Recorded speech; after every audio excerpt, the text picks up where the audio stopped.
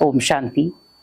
बहुत सारे लोग एक चीज से परेशान हैं कि कई बार हमें अपनों से ही धोखा मिल जाता है। अपने ही लोग हमारा फायदा उठा लेते हैं। बाहरी लोग तो उठाते ही हैं, लेकिन कई बार अपने भी हमारा फायदा उठा लेते हैं। हम क्या करें, कैसे उन बातों का सामना करें? तो आप एक चीज हमेशा याद रखें, अगर आपके पास बहुत सारे गुण हैं तो लोग आपका फायदा उठाएंगे, क्योंकि वो फायदा इसलिए उठा रहे हैं ताकि आपसे वो गुण ले सकें। तो आप क्या बन गए उनके सामने? एग्जाम्पल। क्योंकि फायदा उसी का उठाया जाता जो भरपूर हो। जिसके पास कुछ है ही नहीं, उसका कौन क्या फायदा उठाएगा? आज मान लो आपने बहुत सारे गहने पहने हैं तो चोर की नजर आपके ऊपर रहेगी, लेकिन आपने कुछ पहना ही नहीं है तो किसी की भी नजर नहीं जाएगी आपके ऊपर। उसी प्रकार आप सोचें, अगर आपके जीवन में ढेर सारी चीजें हैं, आप पुण्य आत्मा हैं, महान आत्मा हैं, श्रेष्ठ आत्मा हैं, दुआएं कमाने वाली आत्मा है, दुआएं देने वाली हैं, दुआएं लेने वाली हैं, खुशियां देने वाली, खुशियां लेने वाली, तो आपका तो लोग फायदा उठाएंगे। लेकिन कई बार हम कहते हैं, हमारी चुप्पी का भी फायदा उठा लेते हैं, हमारे भोलेपन का भी फायदा उठा लेते हैं। तो हम क्या करें? आप हमेशा एक चीज याद रखें, विशेषताएं उसी व्यक्ति में होती हैं जिसको भगवान ने वरदान दिया हो। हमारे पास अगर विशेषताएं हैं तो लोग हमारा फायदा भी उठाएंगे, उसके लिए आप तैयार रहो।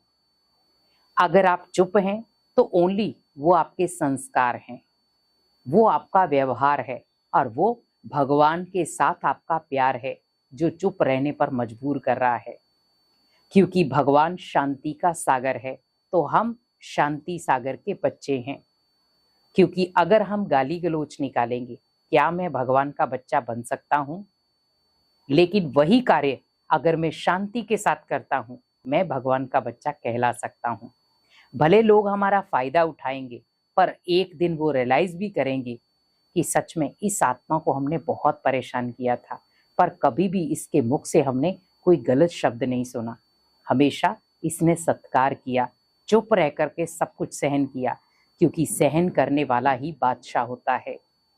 लेकिन जो पलटवार करता है उसे कोई बादशाह नहीं कहता है, लड़ने वाला कहा जाता है, घमंडी कहा जाता है, अहंकारी कहा जाता है। लेकिन जो शांत और बिल्कुल चुप रहकर हर चीज को सहन करता है, उसे शहंशाह कहा जाता है। तो मुझे ना तो लड़ाई करनी है, ना मुझे अशांति फैलानी है। अगर कोई व्यक्ति आपका बार बार आपके भोलेपन का भी फायदा उठा रहा है, तो आप उस भगवान को याद करें जिसको भोलेनाथ के रूप में याद किया जाता है। लोग उसे भोलेनाथ का टाइटल दे रहे हैं, भोला भंडारी है। आप सोचो, जब मैं उसी का बच्चा हूं, लोग मेरे भोलेपन का फायदा उठा रहे हैं, कोई बात नहीं, उठाने दो उसको। कब तक उठा लेगा वो? एक दिन, 2 दिन, 1 महीना, 6 महीने, 1 साल। एक दिन तो भगवान उसको रियलाइज कराएगा कि तू किसका फायदा उठा रहा है, मेरे बच्चे का। उसके अंदर तो मैंने खूब सारी विशेषताएं भर रखी है, कब तक उसका फायदा उठाएगा? कई बार क्या होता है, आपका वो फायदा उठाते उठाते वो व्यक्ति बदल जाता है, उसकी सोच बदल जाती है कि सच में इस व्यक्ति के पास कुछ तो है जिसकी वजह से वो इतनी बातें इजीली सहन कर लेता है। हमने आज तक इसके साथ इतना कुछ गलत किया, पर कभी भी इसने हमारे साथ गलत नहीं किया। तो आप सोचो, उसने आपसे फायदा क्या उठाया? खुद को परिवर्तन करने का। उसने आपके जीवन को देखकर खुद को परिवर्तन कर लिया। अपने अंदर ऐसी विशेषताएं रखो जिससे आप बोल के द्वारा नहीं, अपने चरित्र के द्वारा, अपने व्यवहार के द्वारा सामने वाले को प्रेरणा दे सको। क्योंकि लोग हर पग पर आपका फायदा उठाएंगे। अगर आप कीमती हैं, आपके अंदर ढेर सारी विशेषताएं भगवान ने भरी हैं, आपके अंदर दूसरों को गुण देने की कला है, तो लोग आपका फायदा उठाएंगे। उसके लिए हमेशा तैयार रहो।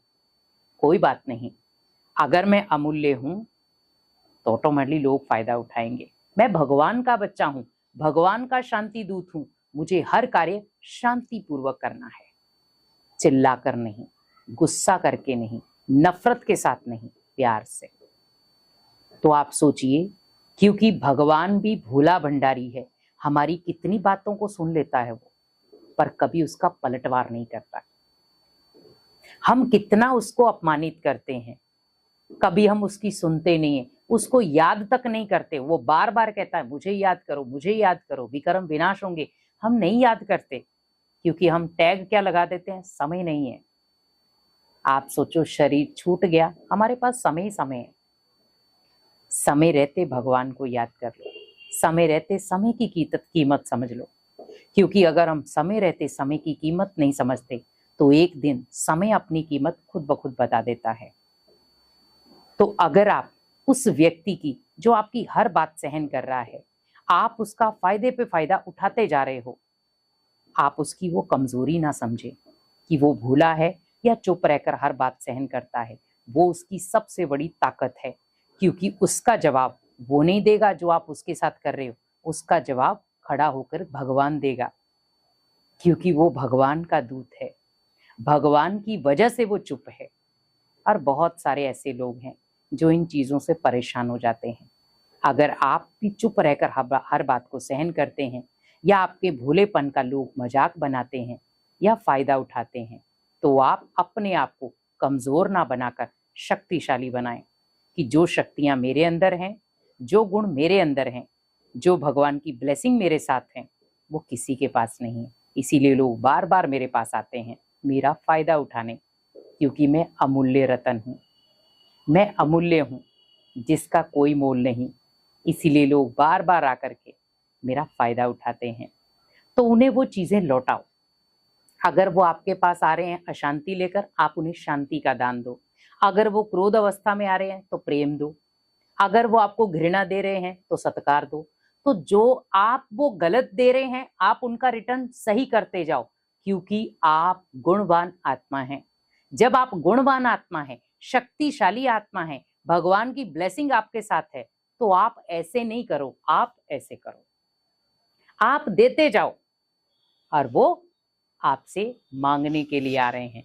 अगर वो आपका फायदा उठा रहे हैं तो आप समझ लो वो ऐसे आ रहे हैं, और मुझे उन्हें गुण देना है, सहन करके उन चीजों को शक्ति प्रदान करनी, तो आप ऐसे करें। तो उसके अंदर जो आपको एक शक्ति मिलेगी, एक ऑरा मंडल मिलेगा, वो बहुत पावरफुल मिलेगा। इसीलिए अगर लोग आपका फायदा उठाते, भले चुप्पी का या भोलेपन का, कमजोर ना बने, उसको अपनी ताकत बनाएं और जीने का तरीका बदलें। अपनी खुशियों को खत्म ना करें, क्योंकि लोग वही चाहते हैं। अगर आप उनकी बातों से अपनी खुशी को खत्म कर लेंगे, वो बार बार आपको घात पहुंचाएंगे। लेकिन आप हमेशा खुश रहेंगे, अपनी लाइफ को अपने तरीके से, मस्त तरीके से जिएंगे, तो कोई भी आपका फायदा नहीं उठा सकता। अगर उठाएगा तो गुण, शक्तियां और दुआएं। इसीलिए कोशिश करें, जो आपकी कमजोरी है उसे विशेषता बनाएं, और विशेषताओं से भगवान के दिल पर राज्य करें। तो ऑटोमेटिकली हर परिस्थिति कब टल जाएगी आपको पता भी नहीं चलेगा, और जो लोग आपका फायदा उठाते हैं वो आपके खुद के अपने बन जाएंगे। इसीलिए कोशिश करें, सबकी दिल पे जगह बनाएं, दुआएं दें और दुआएं लें। ओम शांति।